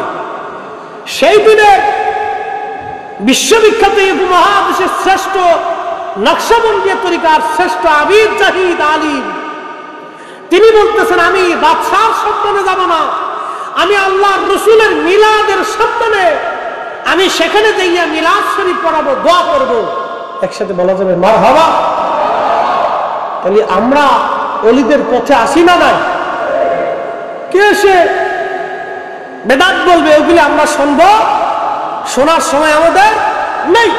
মনোযোগ দিয়ে হযরত মাহমুদ বাহদাওয়ানি নকশবন্দি রহমাতুল্লাহ আলাইহি বৈরাম খান দাওয়াত দিলেন। উজির যা বলেন, বাদশাহ মিলাদ শরীফের ইন্তজাম করেন। বাদশাহ রাজকীয় ভাবে রাজ দরবারে মিলাদের ইন্তজাম করলেন। হাজার হাজার মানুষ, হাজার হাজার আমির ওমরা জ্ঞানী গুণী হাজার হাজার মানুষ রাজ দরবারে আসছে। আল্লাহর ওলি গেলেন। আল্লাহর ওলি যাওয়ার পরে বাদশাহ হুমায়ুন নিজে পানি ঢেলে আল্লাহর ওলির হাত ধোয়াইলেন, ওযু করাইলেন, পা ধোয়াই দিলেন। একবার জোরে বলা যাবে কি মারহাবা? আগের যুগের বাচ্চারা ওলি ভক্ত ছিল, তারা জানতো ওনার সিংহের পায়ে সিংহের লেজে পাড়া দিলে মরণ ছাড়া রাস্তা নাই। অতএব সুফিরা আল্লাহর ওলিরা এ জমিনে ছিল, জমিন আছে, কিয়ামত পর্যন্ত ওলিরা জমিনে থাকবে।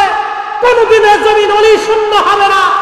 যে সত্যি পৃথিবীতে চেষ্টা করুক, পৃথিবীতে ওলিদের রাজত্বই থাকবে। কথা বলেন ঠিক না বেটা? প্রিয় মুসলমান, এটা আমার বাক্য না, ইমাম সুয়ুতি রাহিমাহুল্লাহ ব্যাপারে একটা কিতাব লিখছেন। আল্লাহ রসুল আল্লাহ ওয়াদা করেছেন পৃথিবীতে কখনো ওলি শূন্য থাকবে না। কোথাও না কোথাও আল্লাহ তার ওলিকে নিযুক্ত রাখবে। অতএব যে যতই চেষ্টা করুক তো কাজ হবে না। এ জমিন ওলিদের, এটা থাকবেই, যে কোনো মূল্যে থাকবে, যে কোনো ভাবে থাকবে। যদি কোনো এক জনপদ আল্লাহ ধ্বংস করে দিতে হয় তাও দেবে, যদি ভূমিকম্প দিয়ে মাটির নিচে নিয়ে নিতে হয় তাও নেবে, যদি সাগরকে উদ্দোলিত করিয়া হলেও মেরে দিয়ে ভাসিয়ে দিয়ে হলেও তাও নিয়ে রাখবে, যদি আল্লাহর প্রয়োজন করে জনপদে আগুন ধরিয়ে পুড়িয়ে দিয়ে হলেও আল্লাহ তার ওলির ইজ্জতকে রক্ষা করবে। এই কথাটা সারা জীবন মনে রাখবেন। যদি আকাশের পানি দিয়ে জমিনের বন্যা দিয়ে হলো মানুষ মিসমার করে দিয়ে হলো আল্লাহ তার ওলিদের সম্মানকে রক্ষা করবে। এটা আল্লাহ পাকের ওয়াদা, কখনোই নষ্ট হবে না, কখনোই হয়েছিল না, আগামীতেও হবে না। যারা স্বপ্ন দেখেন শুধু স্বপ্ন দেখেই যাবেন, কিন্তু কাজে পরিণত হবে না। জমিন ওলিদের, আল্লাহর আইন অনুযায়ী জমিন চলে, আর শোনে, প্রত্যেক অঞ্চলে আল্লাহ তার কুতুব নিযুক্ত করেছেন, আব্দাল নিযুক্ত করেছেন, মুজাদ্দিদ নিযুক্ত করেছেন, অলি নিযুক্ত করেছেন। এই সমস্ত কুতুব আব্দালরা, অলিরা তারা সবসময় আল্লাহর জিকিরে ফিকিরে, আল্লাহর ইবাদতে থাকে। কিছু আল্লাহর মজজুব আছে, আল্লাহর পাগল দুনিয়াতে আছে, দুনিয়া বিরাগী হয়ে আল্লাহকে পাওয়ার জন্য দিনহীন হয়ে দুনিয়ার রাজত্ব, দুনিয়ার সুখ, দুনিয়ার সমাজ, দুনিয়ার দেশ, দুনিয়ার খাদ্য, দুনিয়ার সম্মানকে জলাঞ্জলি দিয়ে তারা আল্লাহকে খুশি করার জন্য প্রতিনিয়ত আর হামেশা আল্লাহর জিকির ইবাদতে মশগুল থাকে। শোনেন, এটা কখনো শূন্য হবে না। জমিনে ওলি থাকবেই, না থাকলে কিয়ামত হয়ে যাবে।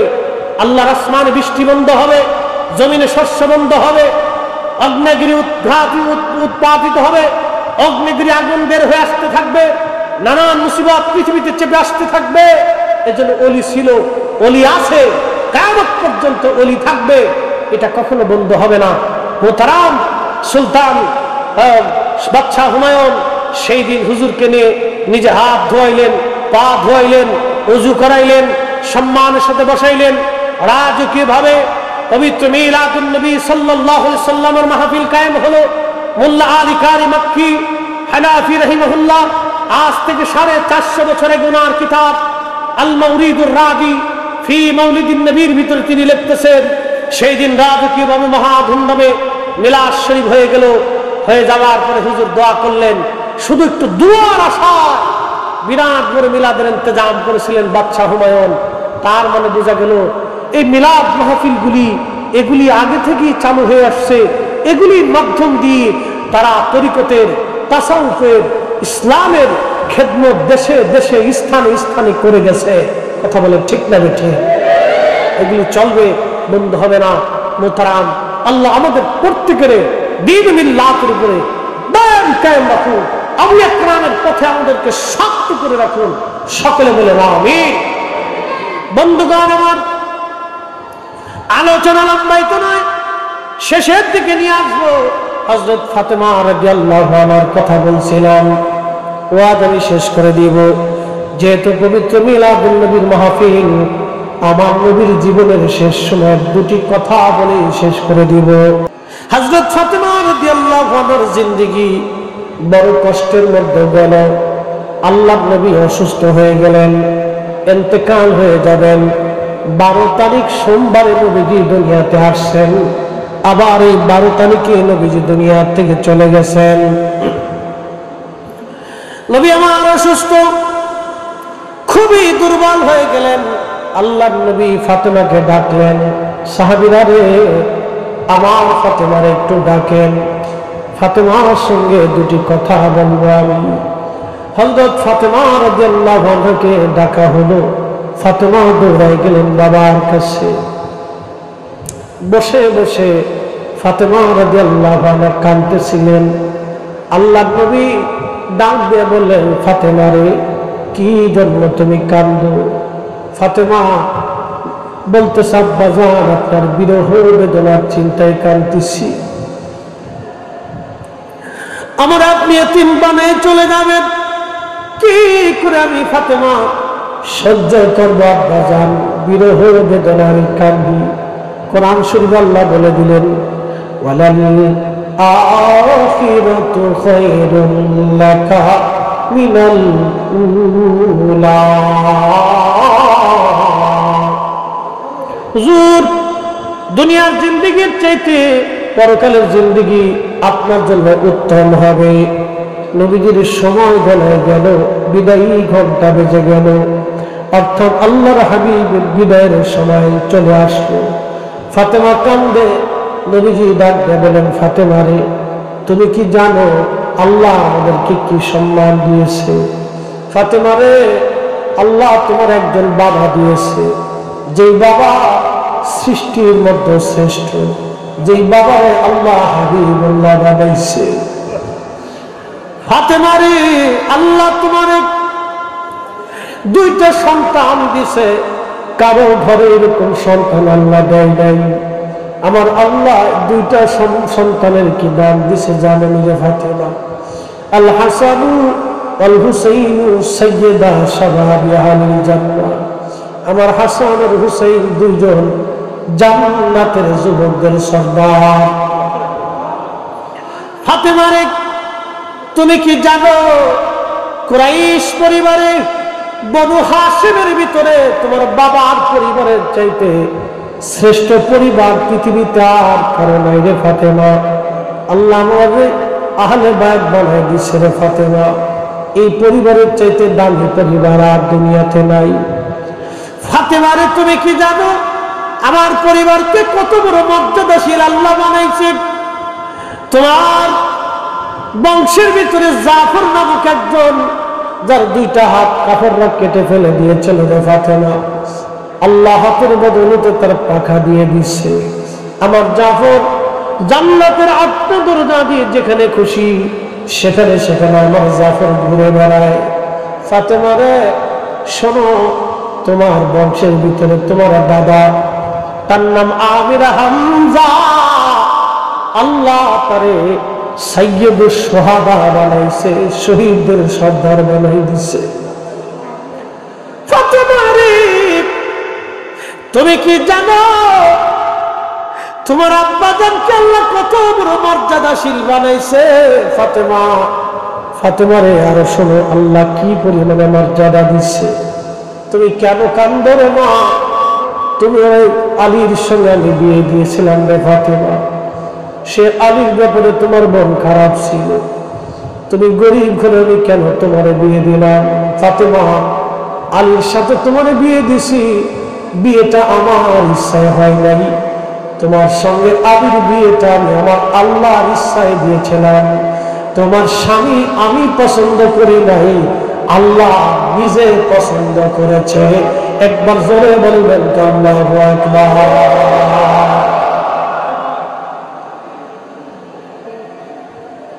চিন্তা করেন তো কত বড় দামি পরিবার। আল্লাহর নবী ডাক দেখে, ফাতেমা মন খারাপ করো না, তুমি আমার তোমার কানটা আমার নাক কানটা আমার মুখের সামনে লাগাও। হযরত আল্লাহর নবী কানে কানে কি যেন বললেন। ফাতেমা হাসতে লাগতেছে, মুস্কি মুস্কি হাসতে হাসতে বেরোয় আসে। আম্মা জান আয়েশা সিদ্দিকা ডাক দিয়ে বলতেছে, ফাতেমা একটা বিষয় বুঝলাম না, তুমি প্রথমে কাঁদলা পরে হাসলা, কারণ কি? ফাতেমা রাদিয়াল্লাহু আনহা ডাক দিয়ে বললেন, আম্মা জান আমাকে নবীজি প্রথমে বিরহ বেদনার কথা বলেছেন, নবী বলেছেন আমাদের ছেড়ে বলে চলে যাবে। বাবার বিরহে আমি কাঁদতেছিলাম, কিন্তু আমার নবী আমার আরেকটা সুসংবাদ দিয়েছেন কানে কানে। বলে কি সংবাদ? ফাতেমারে বলো। আল্লাহর নবী বলছেন, ফাতেমা আমার ইন্তেকালের পরে আমার পরিবারের মধ্যে তুমি প্রথম মারা যাবা, আর একসঙ্গে আমরা দুই মা এবং বাপ বেটি একসঙ্গে জান্নাতুল ফেরদাউসে আমরা একসাথেই থাকবো। আমার আব্বা আমাকে সুসংবাদ দিয়েছেন, এই জন্য আমি খুশিতে মাতোয়ারা হয়ে হাসতেছি। একবার জোরে বলা যাবে কি ইয়া রাসূলুল্লাহ। জিব্রাইল 3 দিন পর্যন্ত নবীজির কদমে আসলেন, খোঁজ খবর নিলেন। চতুর্থ দিন জিব্রাইল আর আজরাইল আলাইহিস সালাম একজন একসাথে আসছে। যদি কোনদিন মদিনাতে যান, এখনো সে বামে জিব্রাইল বাম পাশে আছে, আমাদের কিবলামুখী বাম পাশে বামে জিব্রাইল এখনো আছে। যেই দরজা দিয়ে জিব্রাইল আসতে, বামে জিব্রাইল দিয়ে জিব্রাইল আর আমিন আমার নবীজি ঢুকলেন, আজরাইল দুইজনে ঢুকলেন, সালাম দিলেন। নবীজি ডাক দিলেন, জিব্রাইল আপনার সঙ্গে উনি কে? বলে ইয়া রাসূলুল্লাহ, উনি সেই ব্যক্তি যে মায়ের কোল থেকে সন্তান ছিনিয়ে নেয়, উনি সেই ব্যক্তি বাবা কোল থেকে সন্তান কেড়ে নিয়ে যায়। হুজুর, উনি সেই ব্যক্তি সন্তানের কোল থেকে বাবারে নিয়ে চলে যায়। উনি সেই ব্যক্তি সন্তানদেরকে এতিম বানায়। উনি সেই ব্যক্তি যিনি ডাক্তারের সামনে থেকে রোগী নিয়ে চলে যায়। উনি সেই ব্যক্তি মালাকুল মউত। কোরআন আল্লাহ বলেছেন ফাইন্নাহু মুলাকিকুম, এই ব্যক্তির সঙ্গে সৃষ্টির সবার মোলাকাত হবে, সব মানুষের মোলাকাত হবে। হুজুর আমার সঙ্গে আজকে তিনারে আল্লাহ পাঠায় দিয়েছে। জিবরাইল ডেকে বলেন হুজুর জীবনে কোনদিন আর বুঝি এই দরজা দিয়ে ঘরে আর আসা হবে না। হুজুর 1,24,000 নবী রাসূলের কাছে আমি ওহী নিয়ে আসছিলাম, আপনি নবীর কাছে আমি 22,000 বার আসছি, আর কোনদিন আপনি নবীর কাছে আমার আর আসা হবে না। ইয়া রাসূলুল্লাহ আজকে থেকে আপনার কাছ থেকে চিরদিনের জন্য আমি বিদায় নিয়ে চলে যাব। হুজুর কোনদিন ওহী নিয়ে আর আসার বুঝি সুযোগ আজ আমার আর হবে না। জিবরাইল সাহাবীরা হুজরা শরীফের বাহিরে মসজিদে নববী রিয়াজুল জান্নাহ, নবীজির মিম্বার শরীফ থেকে রিয়াজুল জান্নাহ, এখানে সাহাবীরা বসে আছে। চোখ টলমল প্রত্যেকজন সাহাবী, কোন কোন সাহাবী বসে বসে কাঁদতেছে। কি সংবাদ আসে আজ? আল্লাহর নবী নাকি আমাদের মাঝে বেশি অসুস্থ হয়ে গেছে। হযরত আবু বকর, ওমর, উসমান, আলী, তালহা, জুবাইর, বেলাল রাদিয়াল্লাহু আনহু পাগল পাড়া। কি সংবাদ আসে আজকে? সাহাবীরা পাগল পাড়া।